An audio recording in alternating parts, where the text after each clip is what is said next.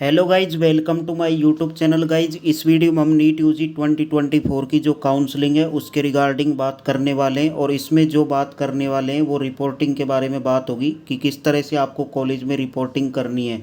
आपको मान लीजिए सेकंड राउंड में सीट अलॉट हो जाती है और उसके बाद में आपको किस तरह से वहाँ पर रिपोर्टिंग करनी है, कॉलेज के अंदर क्या लेके जाना है, कौन कौन सी सावधानियाँ जो आपको रखनी है, ठीक है, वो सारी इसमें हम डिटेल से बात करने वाले हैं। तो ठीक है, सबसे पहले आपको अलॉटमेंट जो लेटर है वो डाउनलोड कर लेना है।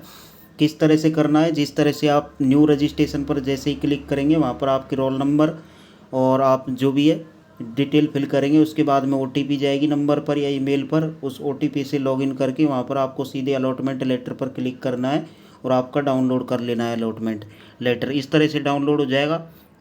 उसके बाद में आपको पता चल जाएगी कौन सी कॉलेज अलॉट हुई है, जो आपने प्रोविज़नल में भी देख ली होगी, है ना। तो अब बात करते हैं जो मेन मुद्दा है उस पर, जैसे कि किस तरह से आगे की प्रोसेस आपको करनी है। तो देखिए, सबसे पहले जो अलॉटमेंट लेटर है उसमें जो नीचे जो दिशा निर्देश लिख रखे हैं उनको आप एक बार रीड कर लें, उनका मतलब समझ लें, ठीक है। उसके बाद में आगे चलते हैं किस तरह से क्या करना है, ठीक है। देखिए, dear candidate, based on your merit and choice, मतलब आपने जो भी मेरिट, आपकी जो मेरिट है, मतलब आपकी जो रैंक है उसके अकॉर्डिंग जो भी आपने चॉइस फिलिंग की है उसके अकॉर्डिंग आपको एक सीट अलॉट हो गई है और किस तरह से आपको सारी प्रोसेस करनी है, ठीक है। तो सबसे फर्स्ट नंबर का जो पॉइंट है वो लिख रखा है, आपको ओरिजिनल डॉक्यूमेंट्स लेकर जो है कॉलेज में पहुंचना है, ठीक है।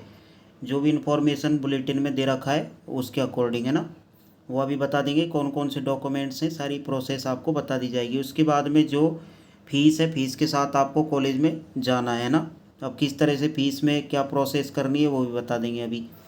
उसके बाद में यहाँ पर आपको एडवाइज़ किया गया है कि 3 से 4 दिन में आप रिपोर्टिंग करवा लें, ज़्यादा टाइम आप इसको नहीं ले जाएं। और जो भी हॉलीडेज वगैरह हैं उनको आप ध्यान में रखें। Please also take into consideration holiday oblique local holiday, ठीक है। The candidates are further advise to contact the allotted college authorities for detail before proceeding, ठीक है। तो ये इसमें दिया गया है। उसके बाद में नेक्स्ट कुछ ऐसा खास इंपॉर्टेंट पॉइंट यहाँ पर दिया नहीं गया है, क्योंकि इसमें सीधा सीधा लिख रखा है कि एमसीसी की पोर्टल पर जो भी आपको कॉलेज अलॉट हुई है वही आपकी फ़ाइनल रहेगी, ऑफलाइन तरीके से आप सीट नहीं ले सकते, है ना। ये फोर्थ नंबर का पॉइंट है। उसके बाद में आप यदि विलिंगनेस यानी कि आप अपग्रेडेशन करवाना चाहते हैं आगे, तो आपको वहाँ पर अपग्रेडेशन के लिए फॉर्म अप्लाई करना होगा, ठीक है। वो आपसे भरवाया जाएगा कॉलेज में, जो भी कॉलेज अलॉट आपको हुई है, ठीक है। अब आगे की जो नेक्स्ट इम्पोर्टेंट है उसके बारे में बात कर लेते हैं। तो देखिए क्या करना है आगे, जो आपको डॉक्यूमेंट कौन कौन से लेकर जाने हैं। तो अलॉटमेंट लेटर जो है एमसीसी के, जो अभी अभी आपको दिखाया है, ये लेके जाना है, ठीक है। उसके बाद में एडमिट कार्ड जो आपको एनटीए ने प्रोवाइड करवाया था, एडमिट कार्ड, और जो आपका रिजल्ट था एनटीए का वो लेके जाना है। उसके बाद में डेट ऑफ सर्टिफिकेट, यानी कि आपकी यदि डेट 10th की मार्कशीट में अलग है और सर्टिफिकेट में अलग है तो आप सर्टिफिकेट को भी ले जा सकते हैं, ठीक है। बाकी मार्कशीट में यदि आपकी सेम डेट है तो आपकी 10th की जो मार्कशीट है वो काम कर जाएगी यहाँ पर, ठीक है। उसके बाद में 10th का जो सर्टिफिकेट है वो लेके जाना है और 12th का जो सर्टिफिकेट है वो लेके जाना है। 12th की जो मार्कशीट है वो लेके जानी है और 8 पासपोर्ट साइज़ की जो फ़ोटो हैं वो आपको लेके जाने हैं, 8 पासपोर्ट साइज़ के फ़ोटो, ठीक है। उसके बाद में नेक्स्ट बात कर लेते हैं, आइडेंटिटी के लिए आप जो है आधार कार्ड को ले जा सकते हैं, पैन कार्ड को ले जा सकते हैं, ड्राइविंग लाइसेंस के और पासपोर्ट, ठीक है, इनको आप लेके जा सकते हैं आइडेंटिटी के लिए, ठीक है। उसके बाद में यदि आप एनआरआई कोटा से आते हैं तो ये डॉक्यूमेंट्स आपको लेके जाने हैं, अन्यथा 10वां नंबर का जो डॉक्यूमेंट्स है इसकी आपको रिक्वायरमेंट नहीं है, ठीक है। उसके बाद में नेक्स्ट 11th नंबर का पॉइंट है, जो अदर कैटेगरी है उनके लिए, फॉरेन से जो भी कर रहे हैं, ठीक है, उनके लिए ये पॉइंट इम्पोर्टेंट है। उसके बाद में कास्ट सर्टिफिकेट आ जाता है। कास्ट सर्टिफिकेट में जिस भी कास्ट से आप बिलोंग करते हैं उसका सर्टिफिकेट आपको लेके जाना है। एससी एसटी या फिर ओबीसी से हैं या फिर अदर कैटेगरी जो भी है। ईडब्ल्यूएस सर्टिफिकेट है तो ईडब्ल्यूएस सर्टिफिकेट आपको लेके जाना है। तो ये हो जाता है डॉक्यूमेंट्स ख़त्म यहाँ पर, ठीक है। अब देखिए, मेन जो पॉइंट है वो 2 पॉइंट होते हैं, ठीक है। एक होता है बॉन्ड का और एक होता है फीस का, बॉन्ड का और एक होता है फीस का। ये 2 मेन पॉइंट हैं जो स्टूडेंट को थोड़ा पैनिक करते हैं, ठीक है। बाकी तो सारी चीज़ें कॉलेज के अंदर हो जाती हैं। अब देखिए, आपको सबसे पहले यदि बॉन्ड और फीस के बारे में अपडेट लेनी है तो देखिए, इसको नोडल ऑफिसर के जो नंबर दे रखे हैं उस पर आपको कॉल करना है और उनसे पूछना है, क्योंकि इसमें ये होता है फीस आप दो तरीके से, हर कॉलेज का अलग सिस्टम होता है। कुछ कॉलेज ऑनलाइन भी फीस ले लेती हैं, ठीक है, और कुछ कॉलेज जो है डीडी बनवाती हैं। तो यदि आप ऑनलाइन लेंगे तो भी कोई प्रॉब्लम नहीं होने वाली, क्योंकि ऑनलाइन में आपको सिर्फ आपके जो अकाउंट है उसमें आपकी फ़ीस होनी चाहिए। जो भी फ़ीस वो लेंगे कॉलेज के अकॉर्डिंग ही लेंगे, वो आपको सबमिट वहाँ पर करवा देनी है।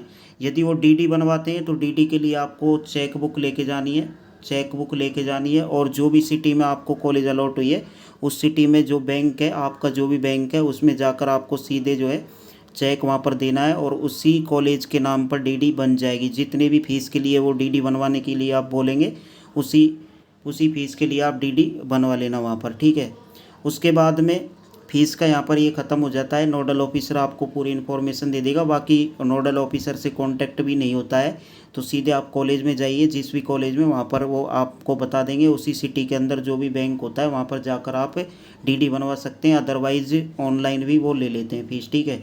उसके बाद में बॉन्ड के लिए जो अपडेट है, बॉन्ड के लिए सिर्फ देखिए कॉलेज ही आपको बता सकता है, क्योंकि कौन से फॉर्मेट में वो बनवाएंगे, ठीक है। यदि उनका जो भी फॉर्मेट है बॉन्ड के लिए वो पता नहीं है कौन सा फॉर्मेट है, तो आपको नोडल ऑफिसर से पूछ लेना है। और कुछ कॉलेज में वहाँ पर बन जाता है, कॉलेज के अंदर भी, या फिर आपको जो भी वो बताएंगे तहसील के अंदर, जहाँ फिर भी उस सिटी में वहाँ पर बॉन्ड बन जाता है, बॉन्ड सर्टिफिकेट। तो ये सारी जो दो चीज़ें हैं, बॉन्ड की और फीस की, ये कॉलेज के अंदर जाने पर पता चलेंगी या फिर नोडल ऑफिसर से ही आपको जानकारी मिलेगी, क्योंकि प्रत्येक कॉलेज का अलग सिस्टम होता है और उसी के अकॉर्डिंग सारी चीज़ें होती हैं, ठीक है। बाकी कोई अदर डाउट हो तो आपका लिख देना। बाकी देखिए और कुछ इसमें ज़्यादा कुछ प्रोसेस नहीं है। आपको जो भी डॉक्यूमेंट्स हैं उनकी 2 या 3 फ़ोटोकॉपी सभी डॉक्यूमेंट्स की साथ में लेके जानी है। 2 या 3 फ़ोटोकॉपी करा के लेके जानी है। 8 से 16 पासपोर्ट साइज़ फ़ोटो आपको लेके जाने हैं। और चेक बुक, एटीएम वगैरह आपके जो भी हैं, पासबुक वगैरह, वो आपको साथ में लेके जानी है, ठीक है। ये सावधानी आपको बिल्कुल रखनी है। और जो अलॉटमेंट लेटर है, मतलब जो भी डॉक्यूमेंट्स हैं उनकी तो सबकी आपको 2 से 3 फ़ोटोकॉपी लेके ही जानी है। उनको क्या करना है, सेल्फ अटेस्टेड कर लेना है, ठीक है।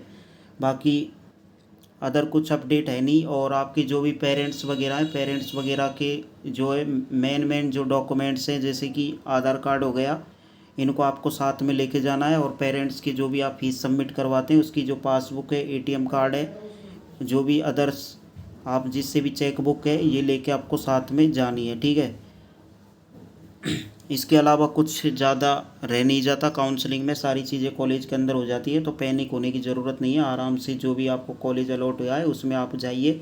कुछ डॉक्यूमेंट्स यदि आपके पास नहीं है तो भी प्रॉब्लम नहीं है, आपको टाइम मिल जाता है, आप उस दौरान डॉक्यूमेंट्स को सबमिट करा देते हैं। बट आपके पास मेन जो ये डॉक्यूमेंट्स हैं ये होने चाहिए, ठीक है। कास्ट सर्टिफिकेट बहुत ज़रूरी है, ठीक है, ये होना चाहिए। 10th 12th की मार्कशीट, टीसी वगैरह जो आपकी है, ठीक है, टीसी, और आपका जो अलॉटमेंट लेटर है और एनटीए का जो रैंक कार्ड है वो आपके पास होना चाहिए। बाकी सारी चीज़ें हो जाती हैं इजीली।